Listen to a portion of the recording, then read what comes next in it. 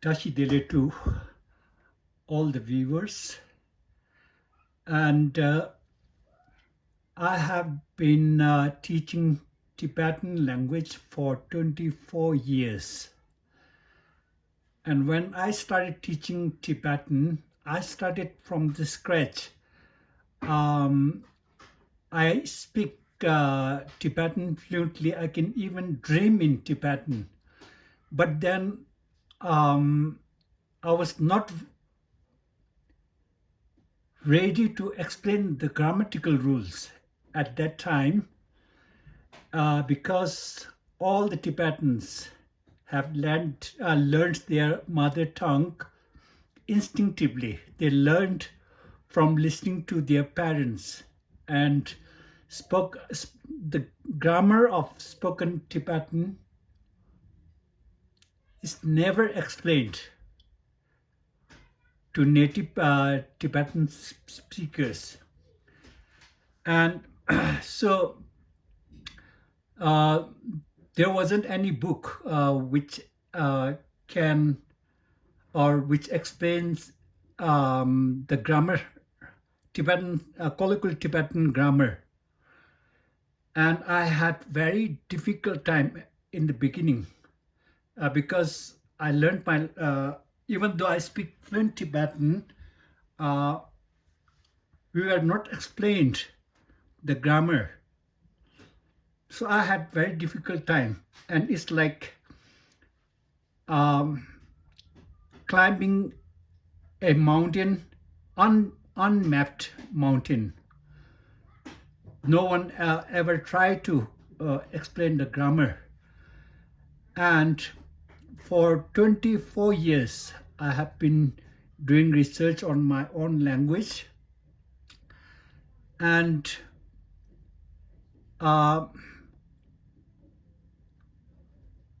fortunately, I had students from all over the world, from America, France, Germany, Thailand, Taiwan, from and of all ages, very old who are in their 60s and some very young in their childhood, like in their who has reached 7 years of age or 9. So, and I was very fortunate to have gotten opportunity to teach Western students. So, in our culture, if we learn a foreign language, we trust it. We don't ask why it should be said this way or that way. So we just accept it. But Westerners, they ask meaning of each and every word in a sentence. Like saying, there are many fish in the river. Why don't you say so?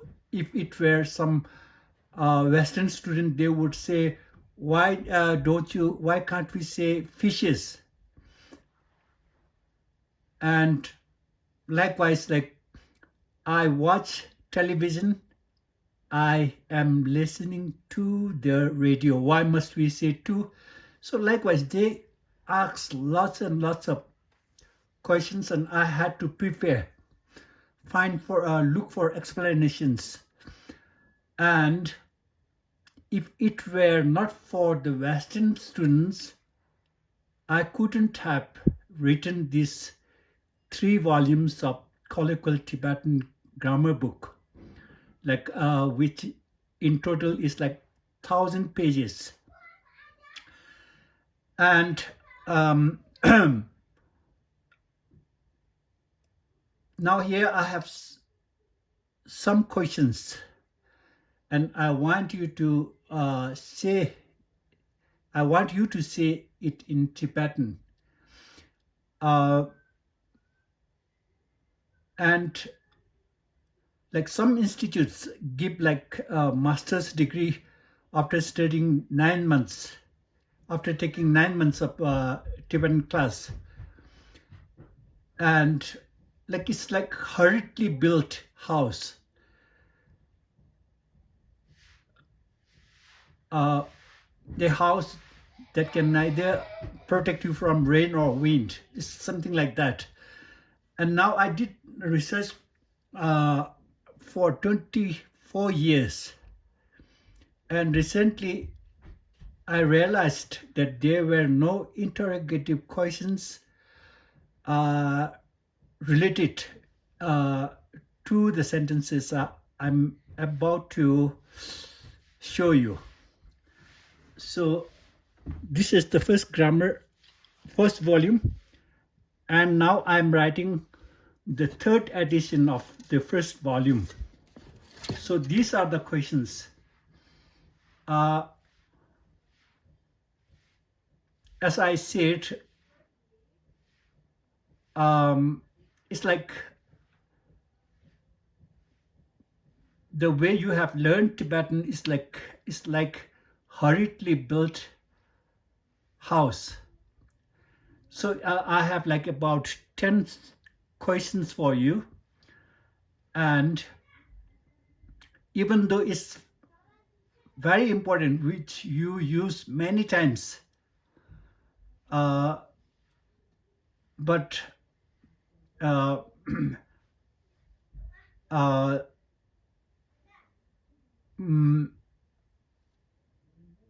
I know that all these grammatical rules are not clear to the students.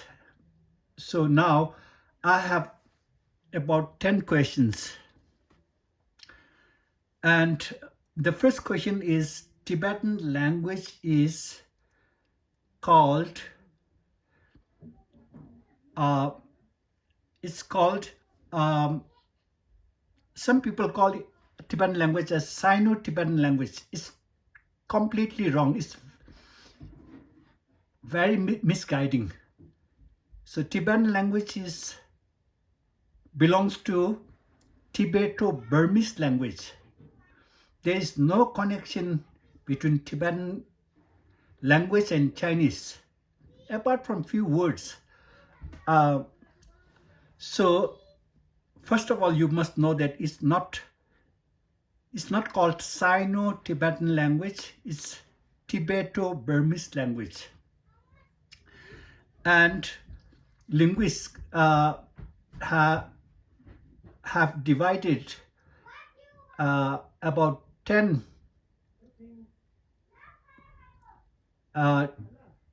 groups of languages, and Tibeto-Burmese language is one of it. And Tibetan language is known as an echophoric language. EGOPHORIC, echophoric language. This is something unique, something very different from your language. So my first question is, what do you understand from the word echophoric language? And if you know this, you should be able to answer all these questions. Okay, now the first question is, these are, in English, it looks very simple, and we use it lots of time. So these are very useful sentences. So the first sentence is, did their English improve? Attestative. Attestative, assuming that the person to whom you are asking the question has witnessed it. So, did their English improve? How do you say this in Tibetan? Did their English improve? The second question is, did he improve his English? Did he improve his English? Attestative, assuming that the person to whom you are asking has witnessed it or seen it. And the third question is, has my Tibetan improved? Attestative. Has my Tibetan improved? The fourth question is, have their English improved? Did their English improve? Did he improve his English? Has my Tibetan improved? Attestive. Have their English improved? Attestive. Attested. Have their English improved? Assumption. Like the person asking someone is making the listener guess or make an assumption. So if you want to make someone a guess about it, have their English improved? It has been 10 years since he started learning English. Have their English improved? One can guess. It's an assumption. And haven't their English improved? So okay, again, did their English improve? This is simple past. Did he improve his English? This too is simple past. Has my Tibetan improved is present perfect. Have their English improved is also present perfect. Haven't their English improved is also present perfect but negative. Haven't their English improved. Present perfect. Attestative. Assuming that he has witnessed, he has seen some sign of improvement. And then, is your English improving? Now, what is the difference? This is present tense, past, present perfect, simple present. Is your English improving? Attestative. Assuming that the person whom you are asking has witnessed it. Isn't his English improving? Isn't his English improving? Making the listener make a guess.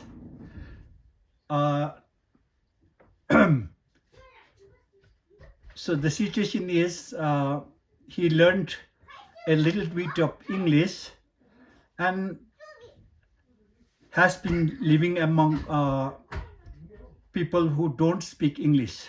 So then the person who is supposed to answer the question have to guess. Why isn't their English improving? Assumption.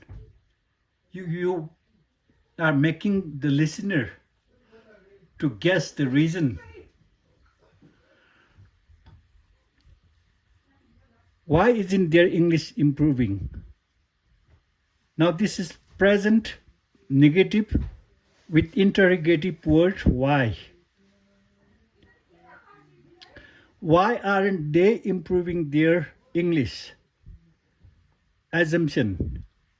And is present tense negative with interrogative word why. Why won't he improve his English? Why won't he improve his English? Why won't he improve his English? The next question is, okay, these two sentences sound similar. Why aren't they improving their English?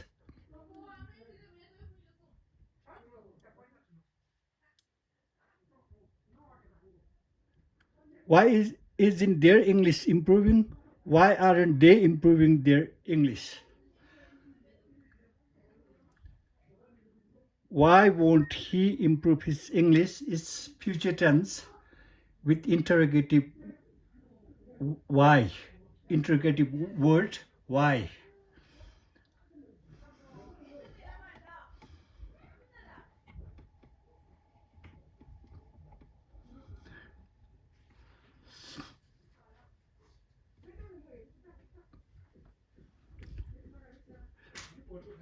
Why won't he improve his English?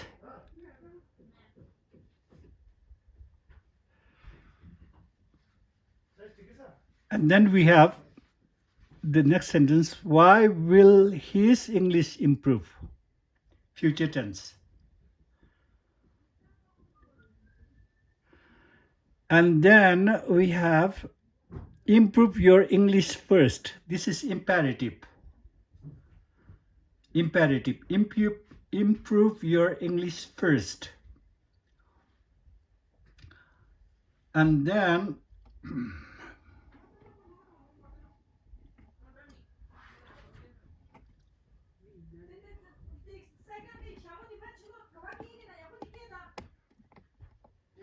of course your English will improve.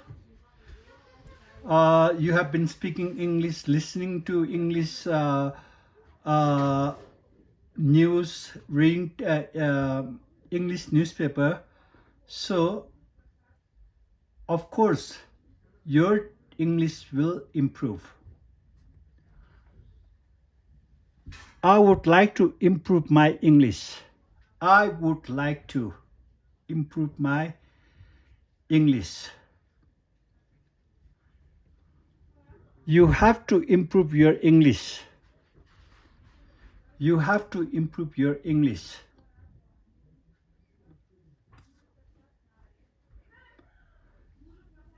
Did the situation improve? Not witnessed.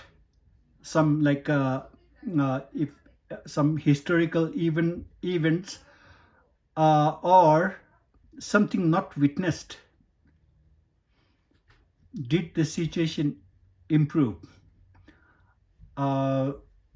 Like some historical event, like um, the government started using fertilizers, and as a result, did the situation improve? Or a king in the past did something, and did the situation improve? Some historical events or not witnessed. So these are few questions, and from these questions you will know you will have a glimpse of my book.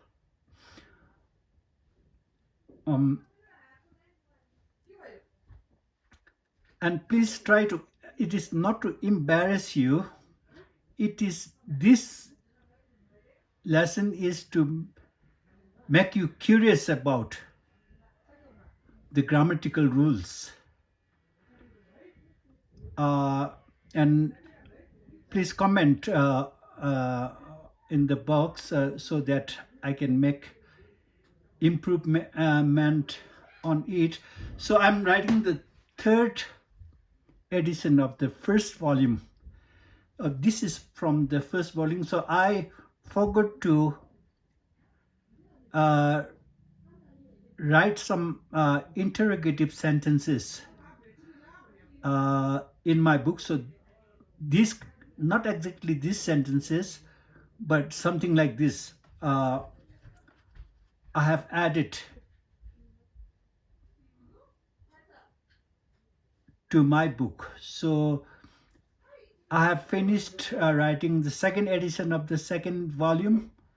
I'm writing the third edition of the first volume, and Tibetan grammar in Nepali.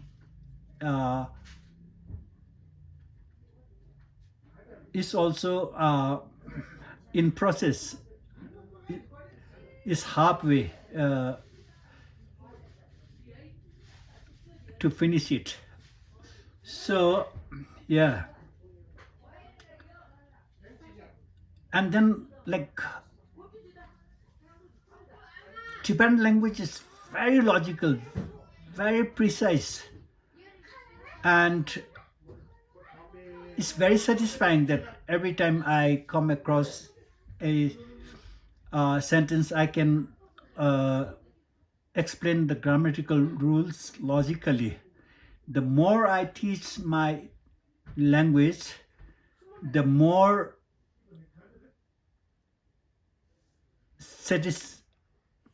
satisfaction I get. And I'm still doing research on my language. There, I might make some changes in the third volume also. So if you are interested in buying the books, you can contact me from this YouTube channel. Thank you very much for paying attention, giving time to this lesson. And tomorrow is Tibetan New Year, and if possible, I will try to give the answers in Tibetan tomorrow. But before you do, please try. Even if you make mistake, the sky is not going to fall on you. You can learn from your mistakes. And yeah, and the Western way of learning a language is very good. In the East, like Nepali, Indians, Tibetans, and we learn by listening. We will never ask, why do you say there are many fish in the water? Why don't you say there are many fishes? We won't be able to come up with such questions. There must be some logical reason, but I didn't come across anyone who can explain this rule. So yeah, so please try to answer these questions, at least some of it, so that you can make aware of all these differences. Thank you very much for coming, and wish you happy Losar.